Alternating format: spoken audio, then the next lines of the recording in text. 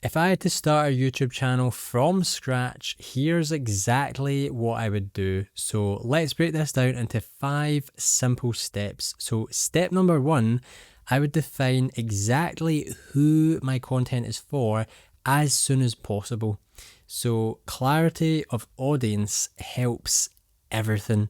It helps you focus on making the right content, and it also helps the algorithm actually understand who your content is for. So we need to be super clear. We don't want to send mixed signals to the algorithm.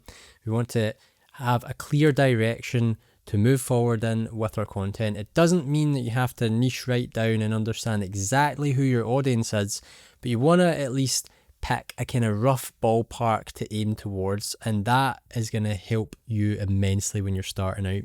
Step number 2, I would not overthink gear or perfection. So these 2 things, completely ignore them. If you have a phone, a mobile phone, an iPhone, that's what I'm shooting this on right now. I'm not even recording in 1080p, even though it can record in 4K. I'm just using standard high definition. That's all you need. Yes, I'm using studio light and some natural light, but you don't need it. Go look at my channel. I did a video when I was visiting my parents in Ireland. All I had was my phone on me, a notepad. I used a tree stump and a little branch as a tripod. I had natural light from the sun, and the audio, I just recorded it on my wife's phone using an audio recording app. You really just need the basics. Don't overthink it. What you need to prioritize instead of gear and perfection is you need to prioritize reps and speed. So we want to practice as much as possible in order to increase our skill set. Quantity at the start beats quality, because if we have more time in the field actually doing the thing, actually doing the craft, we're gonna get better. That is how you learn. You have to learn by doing, not by thinking. So don't sweat the small stuff at first, just start. I let silly things like, not having a nice background and not having all of the right gear, I let all of that stop me from starting my YouTube journey. And the truth is, you don't need it to start, okay? You just have to be committed to actually start your YouTube journey. So step number 3, I would make 30 to 50 videos before I actually look into anything, before I actually start judging any of the analytics. So why make 30 to 50 videos before actually looking at anything? You're probably thinking, surely you make one video and then you look and see if it performs well. Well, there's a good reason why you want to make, say, 30 to 50 before doing that. It takes time to actually find your voice. It takes time to find your flow. Okay, takes time to feel natural on camera, and it also takes time, and it can take a lot of time for the algorithm to actually trust you. And this is super important. When you're starting out, it is very common for you to get 0 impressions, not 0 views, 0 impressions. So an impression is whenever you're on YouTube and you see a thumbnail and a title, you see a video basically that you could click on, that's an impression. So if your video gets 1 impression, it means your video's been shown to 1 person and they have a chance to click on it or not. But when you're starting out, it's super common to get 0 impressions. So YouTube is not taking a gamble on you, okay? They don't trust you yet, and that is totally normal. So what we want to do is we want to focus on getting those first 30 to 50 videos out so that YouTube can actually see that we're real, we're human, it can trust us, we show up, and we've got a clear direction as to, what our content is and who it's for, and it's going to help YouTube serve it to the right people. So let's not feel demotivated when we see those 0 impressions or we see those 0 views. That's going to happen if you're judging it on a video by video basis. Let's focus on looking ahead. Let's adopt a forward looking mindset. Okay, let's reframe it and look at it and say 50 video milestones. When I get my first 30 or 50 videos done, then I'm going to look back and see what the results are. Okay, and then I'm going to move forward and keep progressing. Step number 4, I would study titles and thumbnails just as much as video editing, if not more. Why would you do that? You'd think to yourself, well, surely the video has to be really good, so we've got to focus on video editing. That have to be like a super skilled video editor to make the best video.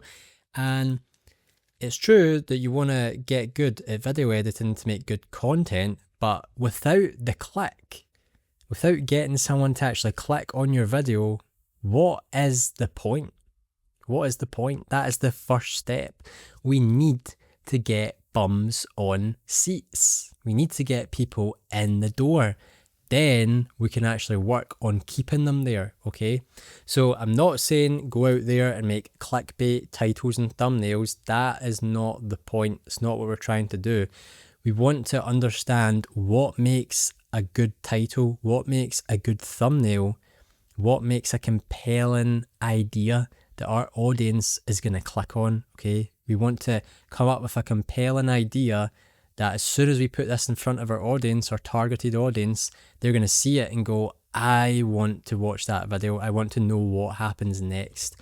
And then we can focus on actually backing up that promise that we made in the title and thumbnail. The video is going to back that up. In the intro, as soon as we deliver the first line, it's going to back it up. The first line of this video was, if I had to start a YouTube channel from scratch, here's exactly what I'd do differently. So it's backing up whatever the title or thumbnail I've chosen for this video. My hook is backing up the fact that I'm going to tell you what I would do differently if I started my YouTube channel from scratch. And you know, you're now confident that in this entire video, that is all I'm going to talk about. And at the end of it, you're going to know exactly what I would do differently, and you can copy that as well. So step number 5, this is super important, happens to us all. I would stop comparing myself to others, okay? You need to stop comparing yourself to others on your YouTube journey and even in your life as well, okay? They are not my competition. Other people are not your competition. You are competing with yourself. I am competing with myself. That's the only person that you're competing with is yourself, okay? Want to forget about the noise, forget about everybody else, look inward, and let's progress, let's evolve, let's become the person that we can become, okay? Let's strive for greatness here, and we do that by looking within and making sure that we're progressing on our own journey. Everyone is on their own journey, they're on their own path, okay? There's so many variables. You don't know all the things that's going on in people's lives. You just see all the glitz and the glam. You don't see everything beneath the surface. So focus on competing against yourself. Don't compare yourself to others. And also, we really want to avoid copying creators, okay? Especially avoid copying creators to the letter. So you might start your YouTube channel in a niche that you're really interested in, and you've been watching content by other creators in that niche, and you think that the best way to start your channel is simply to copy what they do. And that's really, it's not the best thing. If that's what helps you get started, okay, that's fine, but make sure that you find out who you are as soon as possible, because it's not going to be sustainable. You can't like fake it till you make it. You can't be someone else, okay? It's not going to feel right. It's not sustainable. Let's not copy other people to the letter. Let's focus on finding our own voice and our own identity. So just a little closing message here, just to give you guys a wee bit of inspiration as I wrap up these 5 steps. So if you are starting just now, please learn from my mistakes, okay? Learn from my early mistakes and give yourself permission to evolve, because it's super important. You are embarking on this YouTube journey. You're jumping on the train. You've pushed past that fear and that discomfort, and now you're in it, okay? You're practicing in public. You're putting yourself out there, and that is commendable. Hats off to you for doing that. But let's avoid making these early mistakes, okay? Because they're super avoidable. They're really common, but it's really easy to avoid them. Let me make them for you, and you guys can learn what not to do and what you should actually do.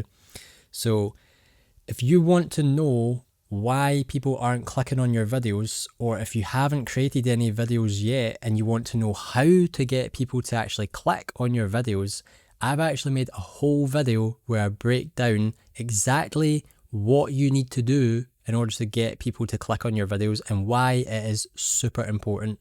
So jump over here, click this video if you want to watch that and find out.